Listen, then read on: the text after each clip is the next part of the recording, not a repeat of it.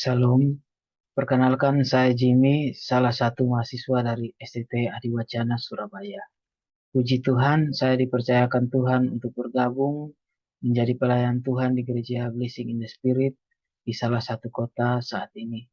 Kali ini saya ingin share pengalaman saya belajar teologi Perjanjian Baru yang diampu oleh Bapak Agus sebagai dosen pengajar.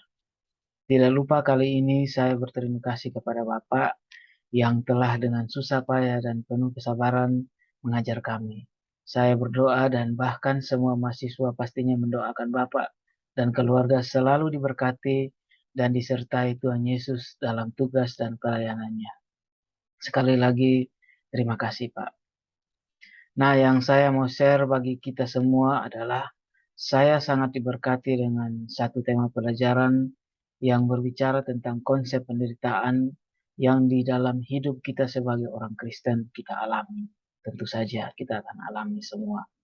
Nah, kita tahu sudah sejak zaman dahulu bahwa orang-orang Kristen, pengikut Tuhan Yesus itu memang sudah mengalami berbagai macam penderitaan yang sangat dahsyat. Bahkan tidak jarang dan tidak sedikit orang-orang Kristen yang mati dalam penderitaannya. Oleh sebab itu, tidak salah roh Tuhan berkuasa atas Petrus dan mengilhamkan Petrus menulis berbagai tulisan yang menguatkan semua orang Kristen pada waktu itu, yang menderita berbagai macam penderitaan oleh karena iman mereka kepada Tuhan Yesus Kristus. Nah, tulisan-tulisan dalam bentuk surat itu bukan saja ditulis untuk menguatkan semua umat pada masa itu, tetapi kita juga harus tahu bahwa di saat Petrus menuliskan surat kepada umat Tuhan, di mana surat itu ditujukan, ia pun bukan dalam keadaan yang lagi enak-enaknya saja menikmati hidup, tetapi dia juga sedang mengalami berbagai macam penderitaan dalam pelayanannya itu. Saya ingin membacakan satu ayat firman Tuhan bagi kita semua, yaitu terdapat dalam 1 Petrus pasalnya yang pertama ayatnya yang ke-6 sampai ke-7. Demikian, bergembiralah akan hal itu, sekalipun sekarang ini kamu seketika harus berduka cita oleh berbagai-bagai pencobaan.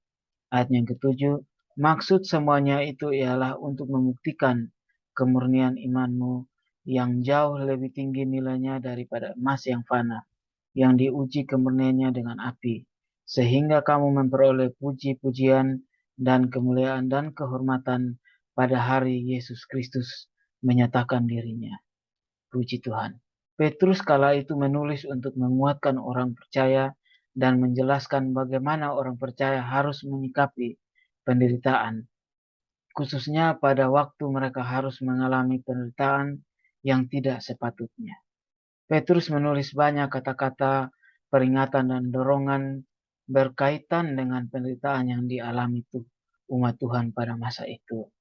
Sehingga dari semua ini kita harus tahu bahwa menjadi orang Kristen itu kita bukan saja kita mau enaknya saja dengan menikmati semua berkat Tuhan yang ada, tetapi tentu saja ada berbagai macam masalah, persoalan yang Tuhan izinkan terjadi dalam hidup kita, supaya lewat masalah dan penderitaan itu kita muncul sebagai pemenang di tengah-tengah berbagai macam persoalan. Sehingga dengan sendirinya dunia melihat dan tahu anak-anak Tuhan itu selalu melewati semua masalah persoalan dengan baik dan tidak menimbulkan masalah lain karena Tuhan menyertai hidup mereka. Sehingga ada beberapa poin penting yang harus kita cermati dan renungkan bersama, yaitu yang pertama, orang percaya itu harus mengantisipasi pencobaan dan penderitaan dan mempersiapkan pemikiran mereka untuk menghadapi pencobaan dan penderitaan itu. Karena Kristus juga telah menderita sebelumnya. Yang kedua, kita orang percaya harus bersuka cita di tengah penderitaan karena Kristus pasti akan datang kembali untuk yang kedua kalinya. Yang ketiga, orang percaya itu dapat menderita karena ketidakadilan, tetapi Tuhan selalu menyertai. Yang keempat, kita orang percaya bisa menderita karena kehendak Allah. Tetapi yang pasti, di tengah penderitaan itu, kita akan dikuatkan oleh Dia. Demikian yang dapat saya bagikan pada kita semua. Semoga menjadi berkat dan Tuhan Yesus memberkati. Salam.